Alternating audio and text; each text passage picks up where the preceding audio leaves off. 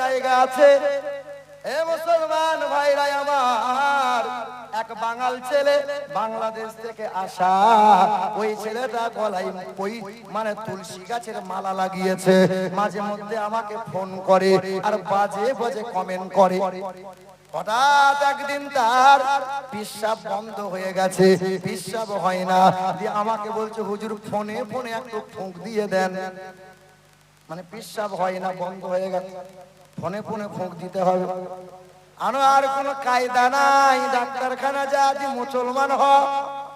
ওই ছেলে বলে হুজুর ফুঁকে কি কাজ হবে না?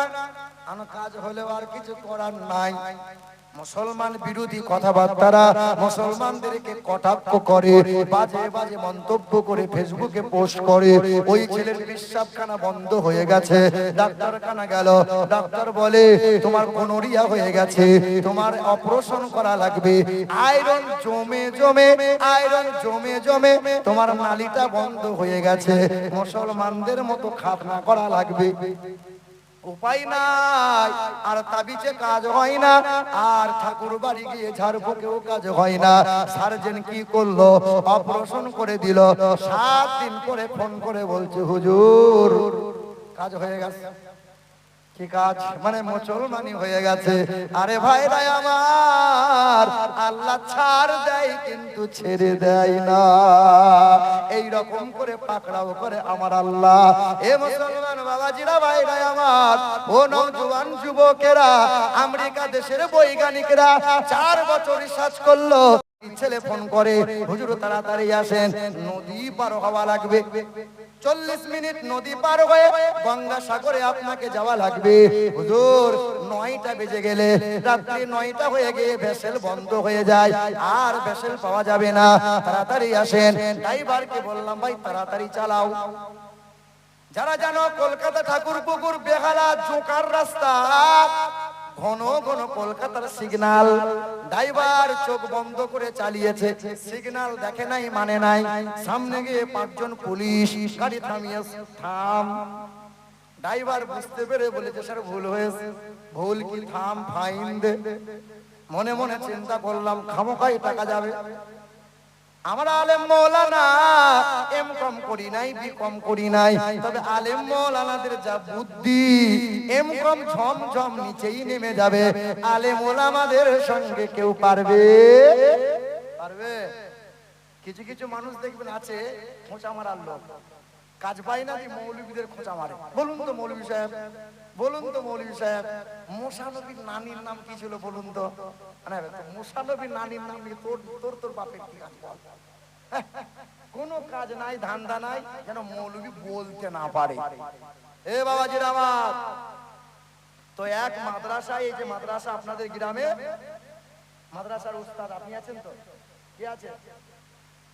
জাকির আছে? মোলানা জাকির আছে তো। মনে করো 10টা ছেলে নিয়ে মোলানা জাকির কোরআন তেলাওয়াত করাচ্ছে ছেলেদেরকে। আর এমন সময় এক মুরব্বী 60 বছর বয়স হয়ে গেছে, আর চাকরি নাই, বউয়ের কাছে সম্মান নাই। তো এই মুরব্বী মানুষ মনে মনে চিন্তা করছে কোথায় আর যাই, তো যাই তো মৌলবীর কাছে যাই। টুকটুক টুকটুক করে এসেছে, দি মৌলবীকে এসে বলছে আসসালামু আলাইকুম। ওয়ালাইকুম আসসালাম। কি ব্যাপার চাচা? বলে বাপ বাড়ি থেকে এলাম, ওই কাছে মহাতে বাড়ি, ও লাঠি নিয়ে টুকটুক টুক করে এসেছে। দিয়ে এসে বলছে মৌলবী সাহেব এখন বাজে 11টা। আমি যখন বাড়ি থেকে বার হলাম তখন আমার ঘড়িতে বাজে 9টা। ক ঘন্টা হলো? 2 ঘন্টা যদি আসতে আমার সময় লাগে, তা আমার প্রশ্ন হলো আমার বয়স কত? এই যে যারা স্কুলে লেখাপড়া করেছো, ক্লাস 4 না 5 একটা অঙ্ক আছে, 3 না 4 হয়, যে পিতার বয়স যদি এত হয় তো পুত্রের বয়স কত? আছে না? তো মাস্টার মানুষ মৌলবী সাহেবকে প্রশ্ন করছে যে মৌলবী সাহেব আমার বাড়ি থেকে আসতে যদি 2 ঘন্টা আমার সময় লাগে, তোমার বয়স কত? তো মৌলবী সাহেব চিন্তা করছে এটা কোনো প্রশ্ন হলো? আপনার বয়স আপনি জানেন। তা মৌলবী কিছু বলতেও পারে না, বলেও না। সামনে যে 10টা তালবিলিম বসে আছে, এরকম ভালো করে মোটা মানে সিকিন ফেলতে পারে না, এইরকম ছেলে এরকম নাকটা মুছে নিয়ে বলছে হুজুর আমি বলবো। মানে হ্যাঁ রে, তুই তো ছানা, তুই আবার কি বলবি? বলে একবার দেন না, আমি বলি। তো বল। তো 10 বছরের ছেলে তালবিলিম তখন বলছে, চাচা আপনার বয়স এখন 60 বছর।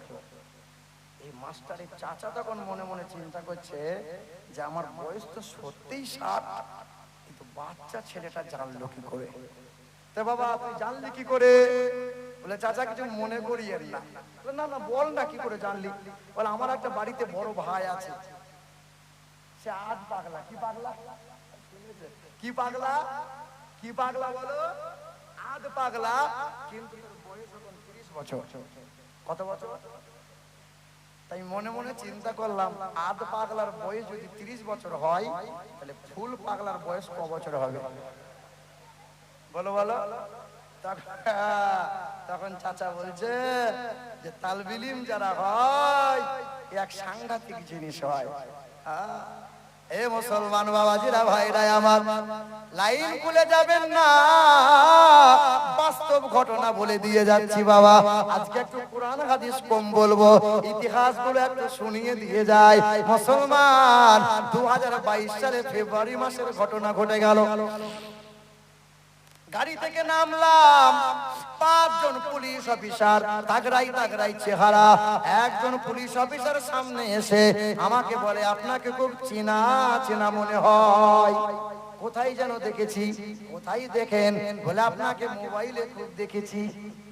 হ্যাঁ মোবাইলে একটু ঘুরি, ইউটিউবাররা তো ছাড়ে না, মোবাইলে খুব ঘুরি আমি। বলে আমি হিন্দু মানুষ, আপনার বয়ান গুলো শুনি, বড্ড ভালো লাগে। আমি আল্লাহর কাছে বললাম, আল্লাহ হিন্দু মানুষেরাও বয়ান শোনে, আল্লাহর কাছে দোয়া করি, আল্লাহ ওই হিন্দু মানুষের জবানে কালেমা নসিব করিয়ে দাও, আল্লাহ তুমি হিদায়াত দান করে দাও।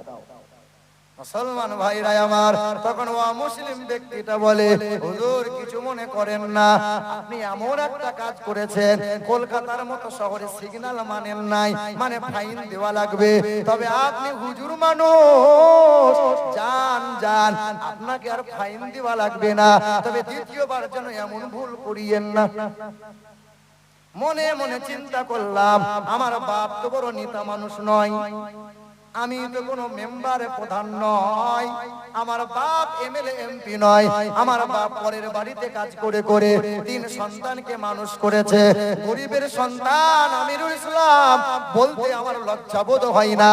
আমি ভালো করে দেখেছি, আমার বাপ একদিন খাবার না নিয়ে এলে পরের দিন আর খাবার জোটে নাই, মার ভাত খেয়ে রাত দিন চলেছে। যখন মাদ্রাসায় দিল, যখন মাদ্রাসায় পড়ছিলাম, আমি যখন বাড়ি আসতাম, আমার উস্তাদ আমাকে বড় ভালোবাসে, উস্তাদের পায়ের জুতা পালিশ করেছি, উস্তাদের লুঙ্গি জামা কাপড় পরিষ্কার করতাম, 5 টাকা 10 টাকা করে দিত, তেল সাবান কিনে কিনে আমি রাত দিন কাটাইতাম। আমার মনে বড় আমার মনে বড় স্মরণে আছে, আমি যখন বাড়ি আসতাম, মা আমার চারানা আটানা করে জমিয়ে জমিয়ে রাখতো। 4 দিন থেকে যখন বাড়ি যেতাম, আমার মা বাড়ি যাওয়ার মাদ্রাসায় যাওয়ার পথে বিদায় দেওয়ার সময় 2 রাকাত নামাজ পড়ে নিত, মাথায় ফুঁক দিয়ে দিত, আল্লাহর দরবারে মুনাজাত করে বলতো, ওগো দয়ার মালিক আল্লাহ, আমার সন্তানটাকে হাফেজে কোরআন বানিয়ে দাও। আল্লাহ আমার সন্তানকে যদি হাফেজ চোখে দেখতে পাই, হাসরের ময়দানে আল্লাহ নূরের তাজ তুমি পরাইবে, এই নসিবটা পাবো। আজ বাপ মা বড় গর্ব করে হাফেজে কোরআনের কারণে। এ মুসলমান, মা বাবার দোয়ার বরকতে হাফেজে কোরআন হলাম, মা বাবার দোয়ার বরকতে ডাক্তার হয়, মাস্টার হয়, প্রফেসর হয়। হে মুসলমান, বাপ মাকে কষ্ট দিয়েছে যারা, পৃথিবীর জমিনে লাঞ্ছিত আর মার খেতে হয়েছে তারা। হে নওজোয়ান নওজোয়ান যুবকেরা, এ আমার বাবাজিরা, সেই দিন মনে মনে চিন্তা করলাম, হিন্দু পুলিশ অফিসার আমাকে সম্মান দেয়, সম্মান দেওয়ার কারণ হলো 2টা। এক কারণ হলো আমার বুকে আছে কোরআন, আর চেহারায় আছে নবীর আদর্শ। এটাই তো সম্মান। তোমরা যেমন প্যান্ট শার্ট পরো, আমাদেরও মনে মনে হয়, কি গো, আমাদেরও মনে মনে হয় একটু প্যান্ট শার্ট পরি, দাড়িটা চেটে সাদা করে দিই, কিন্তু আমরা ভালো করে ছোটবেলা থেকে জানতে পারলাম তোমাদের মতো 18 বছরের পাঁটাগুলো এখনো পিশাব করে পানি নিতে জানে না, কিন্তু 8 বছরের ছেলেটা পিশাব করে ইস্তিনজা করে না পাক থাকতে পারে না। তোমরা তো রাস্তার ধারে দাঁড়িয়ে দাঁড়িয়ে সিলিন্ডার বার করে বেশরমের মতো পিশাব করো, কিন্তু এই 8 বছরের নওজোয়ান যুবকগুলো তালবিলিম গুলো পিশাব করে লজ্জা শরম করে, কখনো সিলিন্ডার বার করে অন্যকে দেখায় না। কুকুর বিড়াল গরু ছাগলের লজ্জা নাই, আমাদের সমাজের নওজোয়ান যুবকদের শরম নাই। তফাৎ কোথায়? এবার কষ্ট নিও না, আমার যুবক ভাইরা কষ্ট নিও না, এই তো মাহফিল হয়ে যাবে, তোমরাও বাড়ি যাবে, আমিও বাড়ি যাব। তুমি যখন বাড়ি যাবে হাত মুখ ধুয়ে বিছানায় উপর হয়ে শুয়ে যাবে, কিন্তু আমরা আলেম উলামারা বাড়ি যাব। বাড়ি যাওয়ার পরে বিছানায় শোয়ার আগে বাথরুমে যাব, বাথরুম যাব তো বাম পা দিয়ে ঢুকবো, দোয়া পড়বো, বাথরুম করে ফিরে এসে ওযু বানাইবো, ডান কাত হয়ে শোবো। তোমার রাত 2টা 2:30 না বাজলে তুমি ঘুমাও না, আমাদের ঈশার নামাজ পড়ে খাওয়া দাওয়া করে আর 2:30 পর্যন্ত জেগে থাকতে পারি না। আর তোমরা আমরা দেখো ফজরের আজান হয়ে গেলে আর বিছানায় পিঠ লাগাতে পারি না। আর তোমরা নওজোয়ান যুবকরা বেলা 8টা না বাজলে ঘুম ভাঙে না। তোমার আমার মধ্যে তফাৎ হলো এটা, তুমি হিন্দি গান শুনতে ভালোবাসো আর আমরা কোরআন শুনতে ভালোবাসি। তোমরা শাহরুখ আমির খানকে ভালোবাসো, তারা তোমাদের মডেল। আমির খান যেরকম কাজনী চুল কাটলো তুমিও সেই রকম চুল কাটলে, বিরাট কোহলি যেই রকম ফেরার মতো চুল কাটলে তুমিও সেই রকম চুল কাটলে। আর আমরা আলেম ওলামারা চুল কাটি তো নবীর তরিকা মতো কাটি, আমাদের মডেল হলো রাসূলুল্লাহ।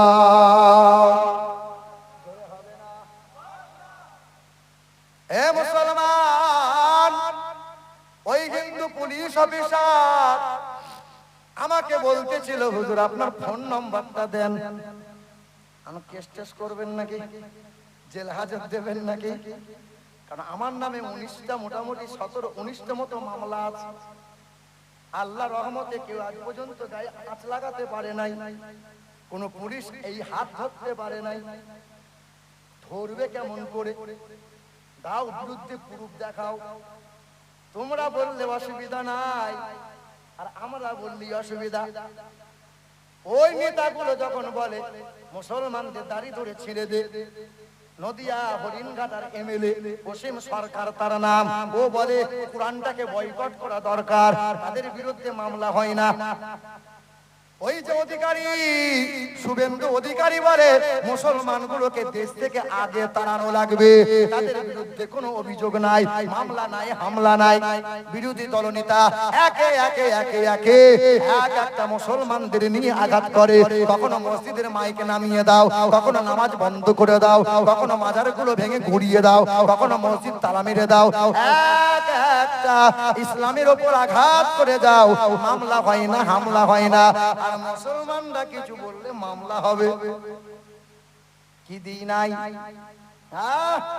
বলছে মুসলমানগুলোকে দেশ থেকে, তারা তোর বাপের দেশ নাকি?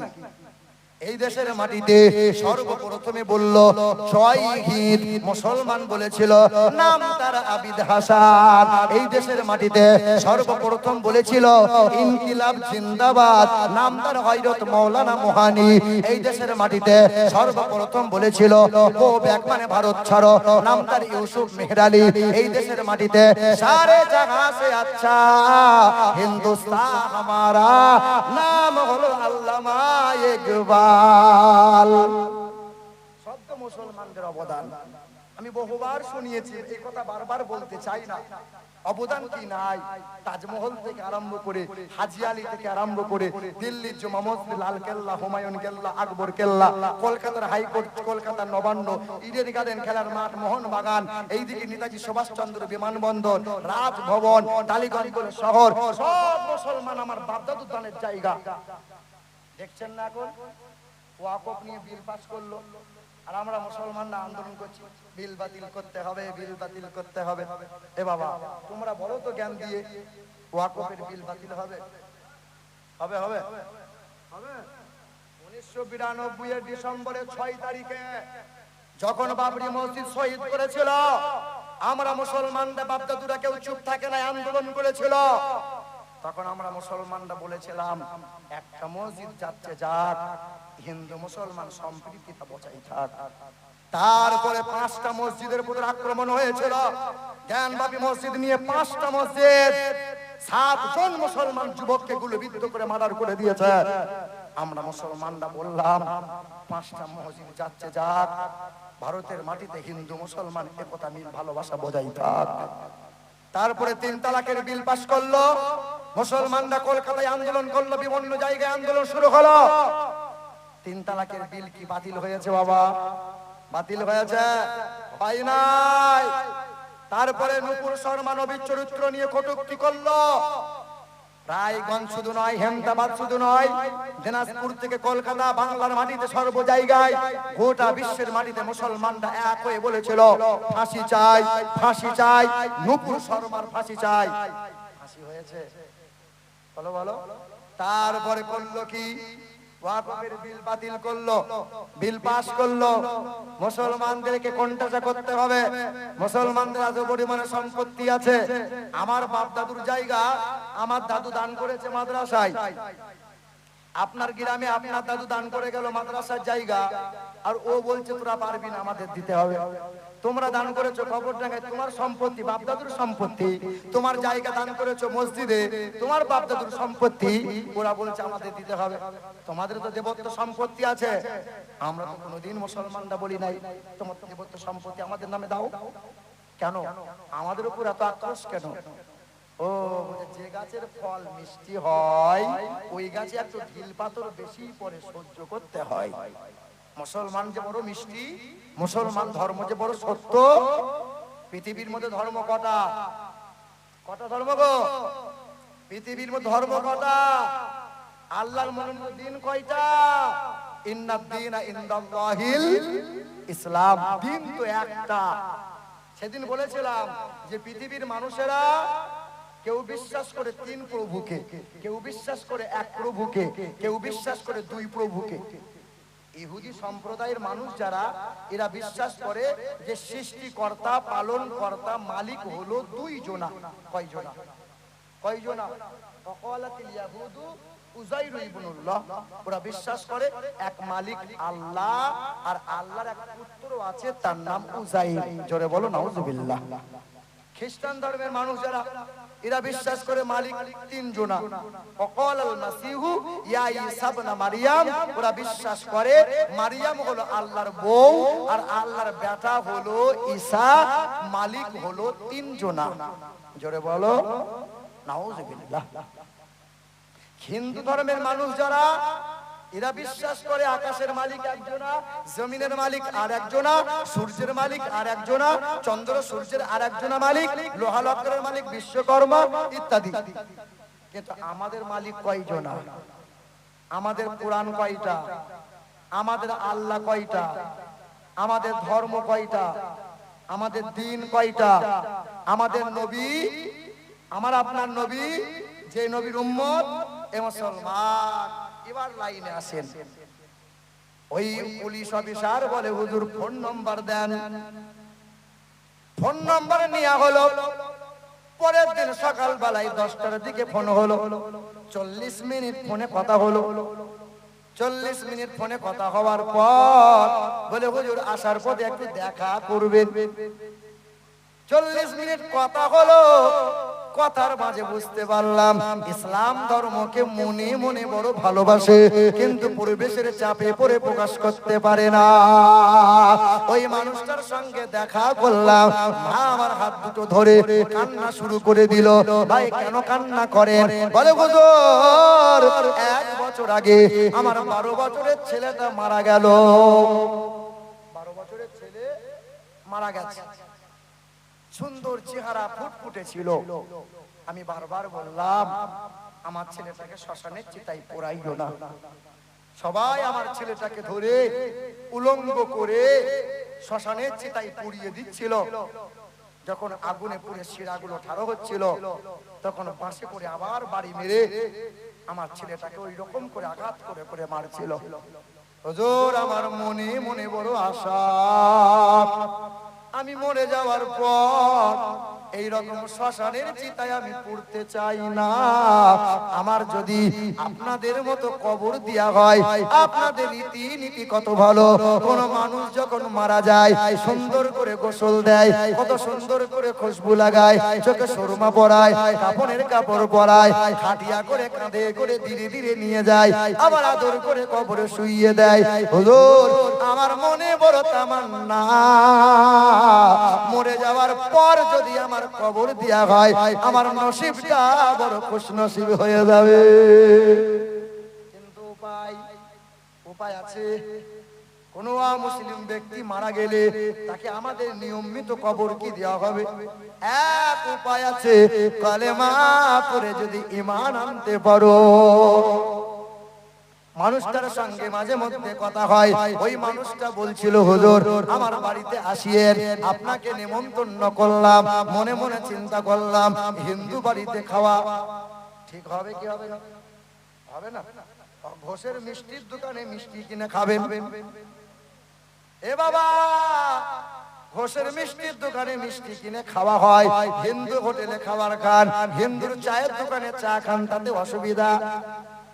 কিন্তু ভাই বিবাহ অনুষ্ঠানে হালাল খাবার যদি মনে হয়, কেন আপনি খাবেন না? তবে হিন্দুদের জেনে শুনে প্রসাদ খাওয়া যাবে। কেন যাবে না? কেন যাবে না? কেন যাবে না বলেন না কেন?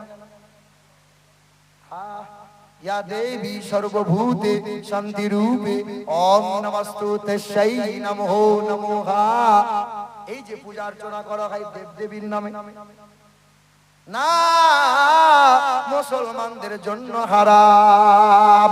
হ্যাঁ, এখন হিন্দুরা, এই তো কয়েকদিন আগে কোলাঘাটে এক হিন্দু বলছিল মুসলমানদের দোকানে যেন খাবার কিনে খাবে না। কয়েকদিন আগে ভাইরাই আমার, সাধারণ হিন্দু মানুষ মিলেমিশে থাকতে চায়, আর নেতা মন্ত্রীরা হিন্দু মুসলমানের বিবাদ লাগাতে চায়। এ ভাইরাই আমার, তার বাড়িতে খাবার খেতে গেলাম, সবজি ভাত মাছ ভাত খাবার খেলাম, ওই মানুষটা আমাকে বলতেছিল হুজুর আমি ইসলামটাকে জানতে চাই।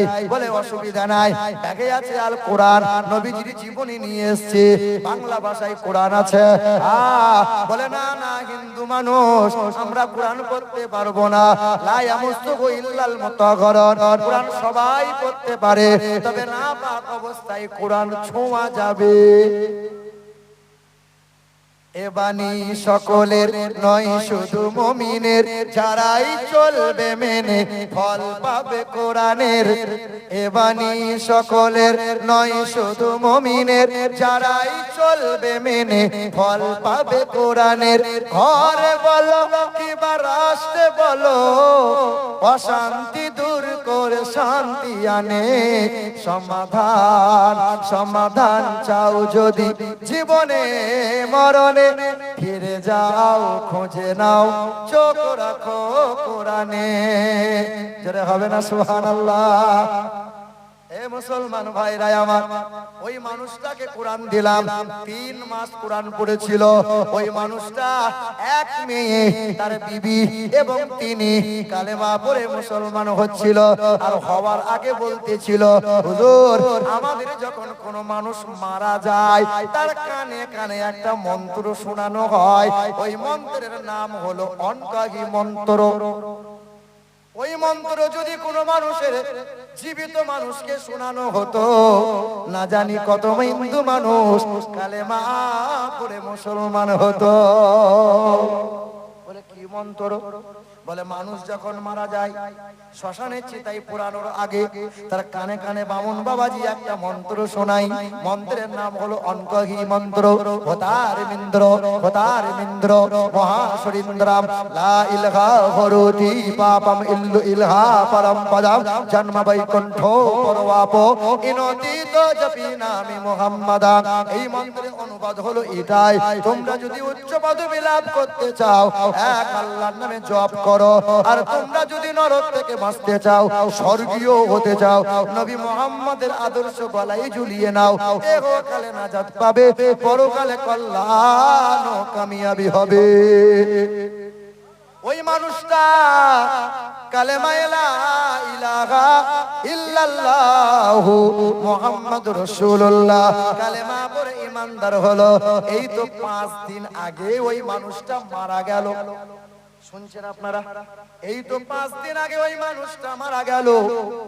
তার চেহারা বড় নুরানি ছিল। জিজ্ঞাসা করেছিলাম, ভাই যত দিন যায় চেহারা এমনি কেন সুন্দর হয়?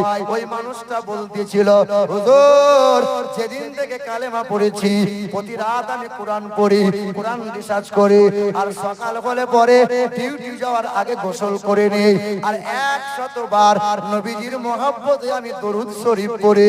যেই দিন থেকে দরুদের আমল শুরু করেছি ওই দিন থেকে আর সংসার অভাব হয় না। যত দিন যায় চেহারা তত নুরানি হয়। ওই মানুষটা মারা গেল। তার দেশের বাড়ির মানুষেরা বলল আগুনে পোড়াইবো, কিন্তু মানুষটা মারা গেছে। ইসলাম পেপারে আমার সই স্বাক্ষর করা আছে। কোর্টে গিয়ে আধার ভোটার এফিডেভিট করে মুসলমান করেছে। নাম ছিল সুকুমার সুকুমার বলে, সুকুমার কর্মকার। পুলিশের চাকরি পেয়েছিল, পুলিশগিরি করে কালেমা পড়ে মুসলমান হলো। ওই মানুষটা মারা যাওয়ার পর তার পরিবারের লোক বলল আগুনে পোড়াইব, কিন্তু প্রতিবেশীর লোক বলল কালেমা পড়ে মুসলমান হয়েছে, 5 ওয়াক্ত নামাজ পড়ে, শেষে তার হাজার হাজার মানুষের জামায়াত হলো, তার সুন্দর করে কবরস্থ হয়ে গেল। এ মুসলমান ভাইরা আমার, আমি আপনাদের পায়ে হাত রেখে বলি, পৃথিবীর জমিনে আপনি তো বড় সহজ ভাবে ইসলাম পেয়েছেন। জীবন বড় বাপ মুসলমান, দাদা মুসলমান, মা মুসলমান, অথচ আপনি নবীর আদর্শ গলায় নিতে পারেন নাই। অথচ আজ আপনি কোরআন পড়তে পারলেন না, ছেলে মেয়েদের কোরআনের তালিম দিলেন না। আল্লাহর কোরআন বলে ওয়াতাসিমু বিহাবলিল্লাহ জামিআন ওয়া লা তাফাররাকু। কালো হও কিংবা ফর্সা, ছোট হও কিংবা বড়, গরিব হও কিংবা ধনী, সবার জন্য জীবনে প্রথম হলো কোরআন ইলম হাসিল করা ফরজ। মুসলমানের সর্বপ্রথম ফরজ কি? কি বলো? নামাজ আগে নয়, গোসল আগে নয়, সর্বপ্রথম ফরজ হলো কোরআন হাসিল, কোরআনের ইলম হাসিল করা, ইসলামের জ্ঞান অর্জন করা। কোনটা পাক, কোনটা না পাক, কোনটা বৈধ, কোনটা অবৈধ, কোনটা হারাম, কোনটা হালাল। আরে কম সম তো এটা চেনো। ডাক্তার হও, মাস্টার হও, ব্যারিস্টার হও, প্রফেসর হও, এম.কম, বি.কম, ঝমঝম সব ডিগ্রি করো, কিন্তু বেয়াদব হয়ে যেও না, বেয়াদব হয়ে যেও না। কোরআন বুকে নাও, কোরআন পড়ো, কোরআন পড়ো। কলকাতার এক অ্যাডভোকেট বলে, হুজুর ছোটবেলায় ভাগ্যেশ ওই মাদ্রাসা মক্তব ছিল, মা জোর করে হাত ধরে টেনে টেনে মাদ্রাসায় দিয়ে আসতো। ছোটবেলায় ভাগ্যেশ কোরআনটা ইমাম সাহেবের কাছে শিখেছিলাম, তাই আজও অ্যাডভোকেট আমি কোর্টে যাওয়ার আগে একটু কোরআন পড়ে তারপরে কোর্টে যাই। কোরআন পড়ি বলে কোনোদিন সমস্যায় সম্মুখীন হতে হয় নাই, মামলা আমার জন্য আসান হয়ে যায়। মুসলমান কোরআনকে ভালোবাসি কি বাসি না? আমরা নবীকে ভালোবাসি কি বাসি না? কোরআন পাকে আছে, পবিত্র কোরআন 5 নম্বর পারার 3 নম্বর পৃষ্ঠার শেষের আয়াত, ফাকাইফা ইযা জিনা মিন কুল্লি উম্মাতিন বিশাহিদ ওয়া জিনা বিকা আলা হাউলাই শাহিদা। জীবন ভর নবী আমার কান্না করেছেন, হাসরের কঠিন ময়দানেও নবী আমার কান্না করবেন। নবী যখন কাঁদবেন আল্লাহ তখন বলবেন, হাবিব সারা জীবন উম্মতের জন্য কাঁদলেন, এত কান্না কানলেন, সংসারকে উজাড় করে দিলেন, ছেলে মেয়ের ভাবনাকে ত্যাগ করে দিলেন, 1 মিনিটের জন্য উম্মতকে ভোলেন নাই। আজ হাসরের মহা বিপদের দিনে আজ উম্মতের জন্য কাঁদছেন। ওগো নবী ফাকাইফা ইযা জিনা মিন কুল্লি উম্মাতিন বিশাহীদ ওয়া জিনা বিকা আলা হাউলাই শাহীদা। ওগো নবী এই উম্মতের আমলনামা আপনি একবার নিজ চোখে দেখেন তো, তারপরে উম্মতের জন্য কাঁদবেন। হে মুসলমান, এই দিকে লক্ষ্য করেন। সেদিন আল্লাহ রাসূল আমার চোখের পানি মুছিয়ে নিয়ে এই উম্মতের আমলনামা, এই যুবক